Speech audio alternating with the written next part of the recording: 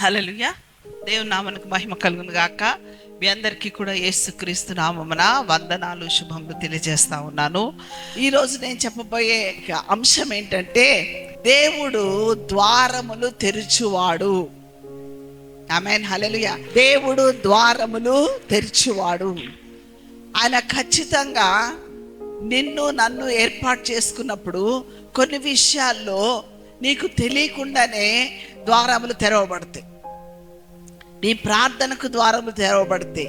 ఒకవేళ నువ్వు ప్రార్థన చెయ్యకున్నా సరే, దేవుని యొక్క ప్రేమ నిన్ను ఆవరించి ఆ యొక్క సందర్భంలో ఒక మంచి విషయాన్ని దేవుడు నీకేం చేస్తాడంటే ద్వారం తెరుస్తాడు. దేవుడు, పరమ దేవుడు, సృష్టికర్త ఏమని చెప్తున్నాడంటే, ద్వారము తెరవడము నా చేతిలో ఉంది. సైతాన్ యొక్క పని ఏంటంటే, మన విషయంలో అన్ని మంచి ద్వారాలని మూసివేస్తుంది. నీకు మంచి జరిగే ద్వారము ఏదన్నా పని ఉన్నదంటే అది మూస్తుంది. దాని పనే అది. దేవుడు ఏం చేస్తాడంటే ద్వారము తెరుస్తాడు. సో దేవుడు తెరిచే ద్వారం ఎట్లా, సైతాను మూసివేసే ద్వారం ఏంటి? సైతాను కూడా ద్వారాలు కొన్ని తెరుస్తుంది. వీటి డిఫరెన్షియేషన్ అంటే ఇవి ఏ విధంగా మనం గుర్తుపడతాం, ఏ విధంగా మనకు అవగాహన అవుతుందంటే, ఎప్పుడైతే ప్రభువును నమ్మినం,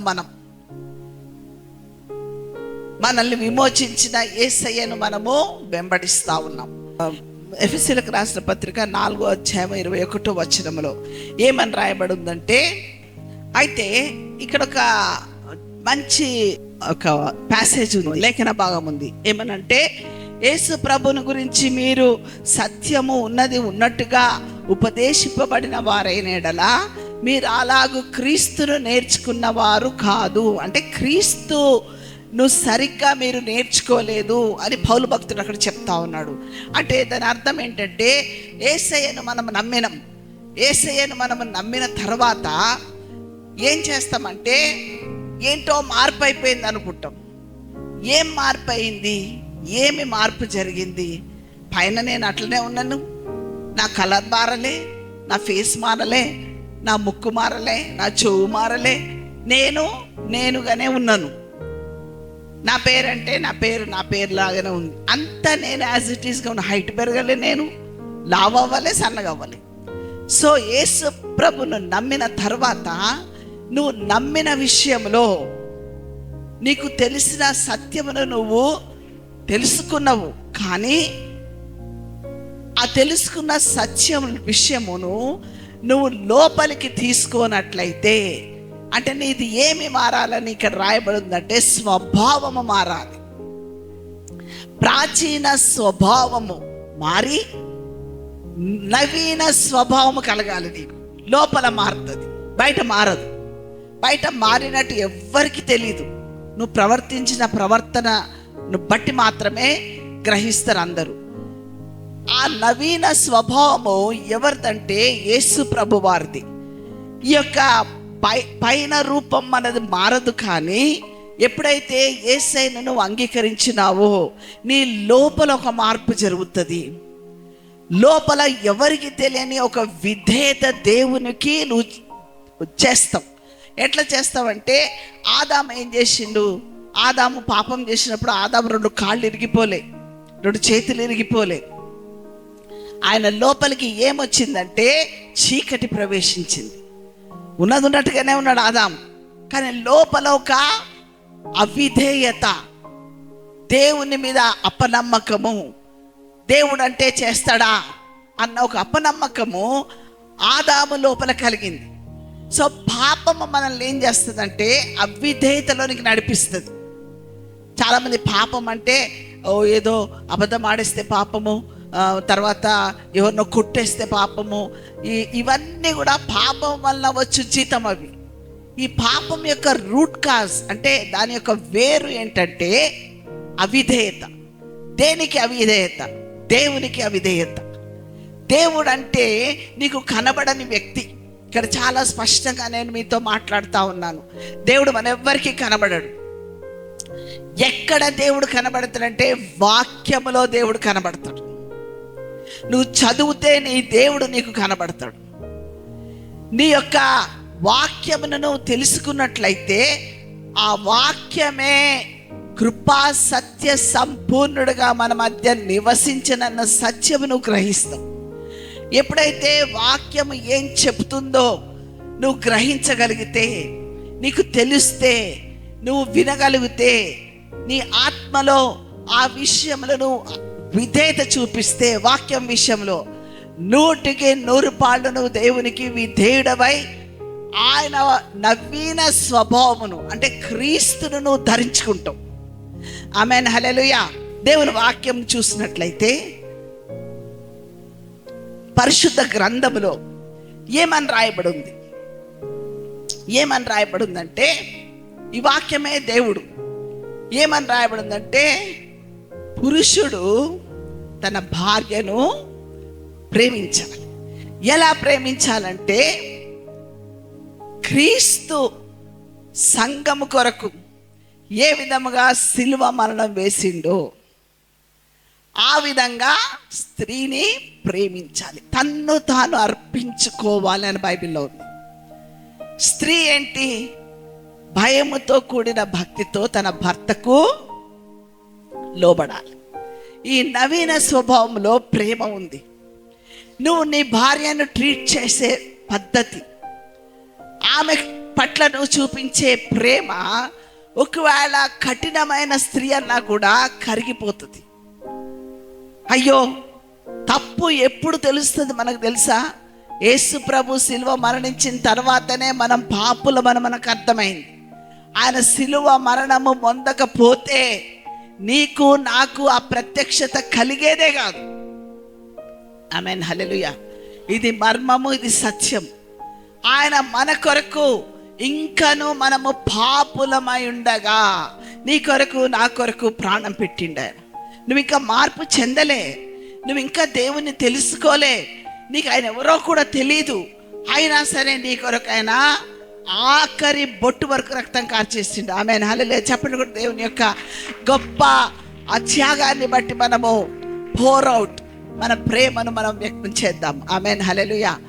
అటువంటి గొప్ప దేవుడు వాక్యములో వైఫ్ అండ్ హస్బెండ్, భార్య భర్తల జీవితం గురించి చెప్తూ ఆయన ఏమంటుండంటే, ఒక యేసయ్య సిలువ మరణము పొందినంతగా ఎంత ప్రేమను చూపించిండో, ఎంత కనికరమును, ఎంత దయను చూపించిండో, ఎంత క్షమాపణ చూపించిండో, అంత క్షమాపణ పురుషుడు తన భార్య పట్ల చేయవలసిన అవసరం ఉన్నది. ఆమేన్, హల్లెలూయా. ఆమెకు వంట రాదు, ఆమెకి ఏ పని సరిగ్గా రాదు, అయినా సరే నీ భార్య అయితే నువ్వు ప్రేమించాలంతే. That is mandatory, compulsory. Amen, hallelujah. ఆమె అన్నీ నేర్చుకున్నాక ప్రేమిస్తా, ఆమె మంచిగా అయిన తర్వాత ప్రేమిస్తా, అదంతా వాక్యములో లేదు. ఆమేన్, హల్లెలూయా. మనస్ఫూర్తిగా ఇష్టముతో నువ్వు లోబడాలి. ఆమేన్, హల్లెలూయా. అది దేవుని వాక్యము, దేవుడు చెప్తున్న మాట అది. నీకు కష్టమైనా సరే నువ్వు చేయడానికి, దేవుడు చెప్పింది నెరవేర్చడానికి నువ్వు ఇష్టపడాలి. అప్పుడు దేవుని ఆత్మ, దేవుని యొక్క హస్తము నీ మీద నిలిచి ఉంటుంది. ఆమేన్, హల్లెలూయా. చాలా ఫేవర్ ఉంటుంది నీ మీద. ఫేవర్ అంటే కటాక్షము. దేవుని కటాక్షము నిన్ను ఆవరిస్తుంది. ఇది ఒక ఎగ్జాంపుల్. తల్లిదండ్రులు, భార్యాభర్తల విషయము వాక్యమును చాలా వాక్యాలు ఉన్నాయి. నేను మన కుటుంబ సంబంధమైన ఎగ్జాంపుల్స్ చెప్తున్నా. పిల్లల విషయంలో ఉంది వాక్యం. నువ్వు దీర్ఘాయుష్మంతు కావాలంటే నువ్వేం చేయాలా? తల్లిదండ్రుల మాట వినాలి. అక్కడ ఎంత దేవుడు ఎంత మంచిగా చెప్పాడంటే, మంచి తల్లిదండ్రులు అయితే వినాలా, వాళ్ళు నేను మంచిగా చూసుకుంటేనే వినాలా, వాళ్ళు చదువుకున్న వాళ్ళైతే నువ్వు వినాలా, వాళ్ళు ఆస్తి సంపాదిస్తే వినాలని లేదు. నీ తల్లిదండ్రులైతే మాత్రము వాళ్ళు ఎటువంటి వారైనా సరే నువ్వు వాళ్లకు లోబడాలి. వాళ్ళు ఎటువంటి వాళ్ళన్నా సరే వాళ్ళను నువ్వు సంతోషపరచాలి, వాళ్ళను నువ్వు చూసుకోవాలి, వాళ్ళ విషయంలో నువ్వు శ్రద్ధ కలిగి ఉండాలి. అది కంపల్సరీ. ఎందులో ఉంది? అది వాక్యంలో ఉంది. నీ తల్లిదండ్రులను నువ్వు మరిచిపోవద్దు. వాళ్ళు ఎలాంటి వారన్నా సరే, ఎక్కడున్నా సరే, ఏం చేసినా సరే, నువ్వు బ్రతికున్నప్పుడు వాళ్ళు బ్రతికున్నట్లయితే నువ్వు వాళ్ళని విజిట్ చేయాలి, వాళ్ళని క్షేమ సమాచారం చూసుకోవాలి, వాళ్ళను సంతోషపరచాలి. అది నీ యొక్క మినిమం. నేను చెప్పేది ఏంటంటే, కనబడే తల్లిదండ్రుల విషయంలో మీరు ఒకవేళ శ్రద్ధ చూపించకపోతే దర్ ఇస్ నథింగ్. కనబడని దేవుణ్ణి మీరు అసలు లెక్కనే చేయరు. సో వాళ్ళను సంతోషపరచాలి. ఆమెన్, హల్లెలూయా. అది చాలా ఇంపార్టెంట్. వాక్యంలో ఉంది అది. నేను చెప్పే మంచి మాటలు, కౌన్సిలింగ్, లేకపోతే గుడ్ థింగ్స్ కాదు. గుడ్ థింగ్స్ చాలా ఉన్నాయి లోకంలో. చాలామంది చాలా మంచి మాటలు చెప్తారు, అవి వింటాం, లేకపోతే లేదు. కానీ బైబిల్లో ఉన్నాయి. యేసయ్యను తెలుసుకున్న నీవు ఏదైతే నవీన స్వభావం ధరించుకోవాలని ఆశపడుతున్నావు నువ్వు, you have to change your self. నీ యొక్క పద్ధతిని మార్చుకోవాలా, లోపల స్వభావాన్ని మార్చుకోవాలా. హల్లెలూయా. మన జీవితంలో ఉన్న రాంగ్ యాటిట్యూడ్స్, తప్పుడు ఆలోచనలు, తప్పుడు తలంపులు, మోసకరమైన దురాశలనుంది. హృదయం మోసకరమైనది. మనకు చెప్పదు అది ఏమేమి ఉన్నదో. నీవు గ్రహించుకొని, వాక్య ప్రకారం గ్రహించుకొని, వాటన్నిటిని కూడా నువ్వేం చేయాలి? మార్చుకోవాలి, రిపేర్ చేసుకోవాలి, నీది కండిషన్లో ఉండేటట్టు చేసుకోవాలి. ఎవరితోటి సహవాసంతో అవుతుంది? ఇది యేసయ్యతో సహవాసం. చాలా ఇంపార్టెంట్. వాక్యం నీకు తెలవాలి. తెలిసిన వాక్యాన్ని చెయ్యడానికి నువ్వు ఇష్టపడాలి. చాలా మందికి అనుకుంటారు, అబ్బా మా మమ్మీ ఉంటే ఎంత బాగా చూసుకునేదాన్ని, మా డాడీ ఉంటే ఎంత బాగా. ఒకవేళ నా వాక్యం వినేవరకన్నా రే నేను మిస్ అయినాను అనుకుంటే మాత్రము దేవునికి క్షమాపణ అడగండి. దేవుడు క్షమించే దేవుడు. ఒకవేళ తల్లిదండ్రులు ఉంటే మాత్రం మంచిగా చూసుకోండి. ఆమేన్, హల్లెలూయా. ఇంకొకటి ఏంటంటే, ఈ ద్వారము తెరవబడ్డం. ఇది చాలా చాలా ఇంపార్టెంట్. ఈ ద్వారము తెరవబడ్డప్పుడు నువ్వు ఒబే కావాలి. ఏం కావాలి? విధేయత చూపించాలి. నీ పెట్టుబడి ఏంటంటే, నువ్వు దేవునితో చేసే పనికి నీ పెట్టుబడి ఏంటంటే ఆసక్తే. రక్షించబడ్డ నీవు, నవీన స్వభావం ధరించుకున్న నీవు వాలంటరీగా చేయాలి.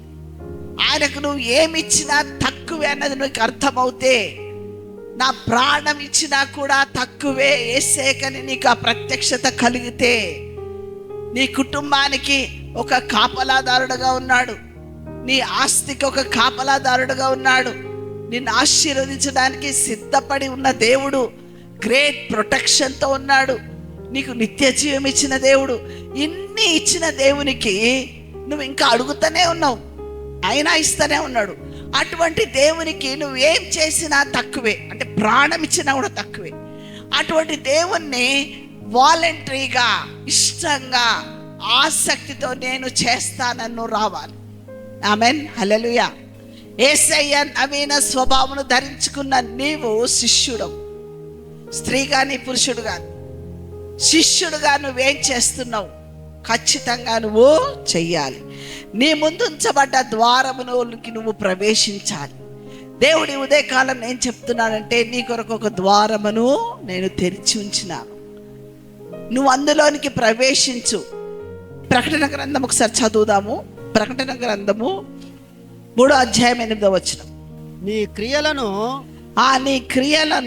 నేను ఎరుగుదును. నీకున్న శక్తి కొంచెమై ఉండినను నీవు నా వాక్యమును గైకొని నా నామము ఎరగనే లేదు. నీవు నా వాక్యమును గైకొని నా నామము ఎరగననలేదు. ఇదిగో తలుపు నీ ఎదుట తీసివేయించి ఉన్నను. ఇదిగో తలుపుని ఎదుట తీసి ఉంచి ఉన్నాను, దానిని ఎవడును వేయనేరడు. ఆమేన్. హల్లెలూయా, హల్లెలూయా. ఇక్కడ ఈ ఉదయకాలం దేవుడు మీతో మాట్లాడుతూ ఉన్నాడు. ఏమనంటే, నీకు శక్తి కొంచెమే ఉన్నది. దేవునికి తెలుసు నీ శక్తి ఎంత, నీ బలం ఎంత, నీ జ్ఞానం ఎంత, నువ్వేంటి, నువ్వు ఏ పాటి వాడవు, నీ బ్యాక్గ్రౌండ్ ఏంటి, నీ యొక్క పరిస్థితి ఏంటి, కుటుంబం ఏంటి, భాష ఏంటి, బాధ ఏంటి, సమస్య ఏంటి, అన్నీ తెలుసు. చెప్పండి కొడదాం దేవునికి. నీ శక్తి కొంచెమే. నాకు తెలుసు నీ శక్తి కొంచెమే. ఎందుకంటే ప్రపంచము చాలా చాలా చాలా భయంకరమైనది. నీ శక్తి కొంచెమే అయినను నువ్వేం చేసినావంటే, నువ్వంటే నాకు ఎందుకు ఇష్టము, ఎందుకు నేను నీ ఎదుట ద్వారం తెరిచిపెట్టినానంటే, నా వాక్యమును గైకొన్నావు. ఏం చేసినావు? నా వాక్యమును కాదనలేదు, ఎరగననలేదు. కాబట్టి నేనేం చేస్తున్నాను, నీ ఎదుట ద్వారమును, ఇంతవరకు మూసేస్తున్న ద్వారమును నేను తెరిచి ఉన్నాను. ఆమేన్. హల్లెలూయా. నువ్వు ఆ తెరిచిన ద్వారంలోనికి బయటకు రావాల్సింది నువ్వే. తెరిచిపెట్టిన ద్వారమును నువ్వు చూసినట్లయితే నడుచుకుంటా వెళ్ళాల్సింది నువ్వే.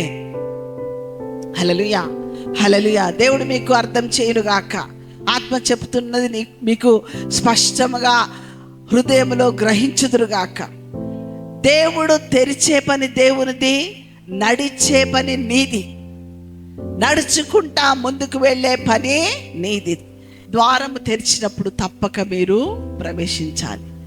ఆ ద్వారము ఏదో ఈ డోరు ఆ డోరు ఈ డోర్లు కాదు, ఫిజికల్ డోర్స్ కాదు, ఆత్మీయమైన డోర్స్ అవి.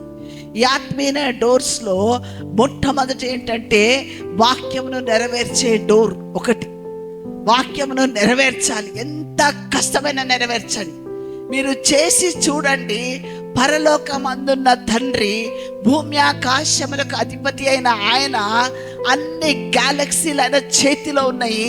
ఆయన చెయ్యలేనిది ఏది లేదని నువ్వు నమ్మి వాక్యమును జరిగించినట్లయితే నీ స్థితి మారుతుంది, నీ ఆలోచనలు మారుతుంది. నువ్వు అడుగు వాటికంటే, ఊహించు వాటికంటే అత్యధికంగా చేయగల శక్తిమంతుని నువ్వు సేవిస్తా ఉన్నావు. ఆమేన్. హల్లెలూయా. ఆ దేవుని నువ్వు సేవించినప్పుడు ఆయన ఒక మాట అంటా ఉన్నాడు, నిన్నెన్నడు నేను సిగ్గుపడనీయను. హల్లెలూయా. ఆల్రెడీ సిగ్గంతా అయినబడిపోయిండు, అవమానమునంతా భరించిండు, ఉమ్మి వేయబడ్డది, అన్ని రకాలు పొందేసిండు ఆయన. నీ మీద ఉమ్మి వేయాలి, అసలు నిన్ను అవమానపరచాల, నీ చంప చెళ్ళు అనిపించాల, నీకు చేయవలసిందంతా యేసయ్య చేసేసుకున్నాడు. నువ్వు మంచిగా బ్రతకాలని ఆయన కోరుతా ఉన్నాడు. ఆ మంచిగా బ్రతకడానికి రెండే రీజన్స్. ఒకటి ఏంటంటే వాక్యమునకు నువ్వు విధేయత చూపించాలి. ఒకవేళ నువ్వు విధేయత చూపించకపోతే యు హ్యావ్ టు ఫేస్, నువ్వు కొన్ని సమస్యల్ని ఎదుర్కోవాల్సిందే. ఇంత ఖచ్చితంగా చెప్తున్నా. నేను ఎదుర్కొన్నా కాబట్టి మీకు చెప్తున్నా. నేను ఎదుర్కొన్నాను. మన కష్టాలకు, మన ప్రాబ్లమ్స్కి, మన యొక్క సమస్యలకు, మన అనారోగ్యానికి, మన ప్రతి దానికి సమస్య మనమే, దేవుడు కాదు. దేవుడు ఎప్పుడు శిక్షించడు. ప్రాణం పెట్టిన ఆయన శిక్ష ఎందుకు ఇస్తాడు? ఇయ్యడు. నీకు నువ్వుగా నీ నెత్తి మీదకి నీ శాపాన్ని తెచ్చుకుంటున్నావు, నీ పాపానికి ఉండనిస్తున్నావు. క్షమించమని చెప్తుంటే క్షమిస్తలేవు. అది చెయ్యొద్దమ్మా, అది దేవుని పద్ధతి కాదని తెలిసిన ఆ పద్ధతిని ఎన్నుకున్నావు. నువ్వు చేసిన దానికి నువ్వు శిక్ష అనుభవిస్తా ఉన్నావు. శిక్ష అనుభవించి పైకి ఏమంటే ఆ దేవుడు చేసిండు నాకు అంటారు. దేవుడు ఎన్నడూ కూడా అబద్ధం ఆడడు.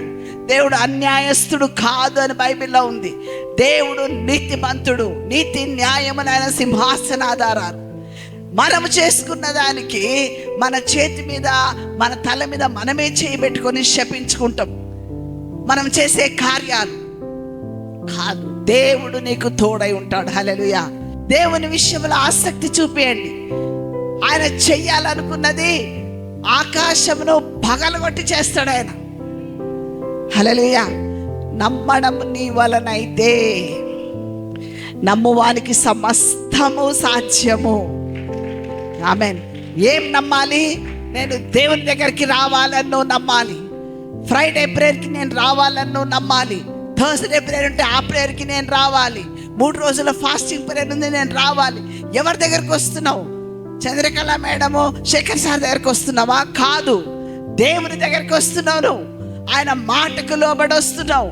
ఆయనకు మాటకు లోబడి నీ భర్తకు లోబడుతున్నావు. ఆయన మాటకు లోబడి నీ భార్యను అంతగా ప్రేమిస్తున్నావు. ఒకవేళ ఈ వాక్యమే లేకపోతే ఒకరికి ఒకరు వాళ్ళ ఇష్టానుసారంగా జీవిస్తారు. హల్లెలూయా. నీ పాస్టర్కి నువ్వు లోబడాలి.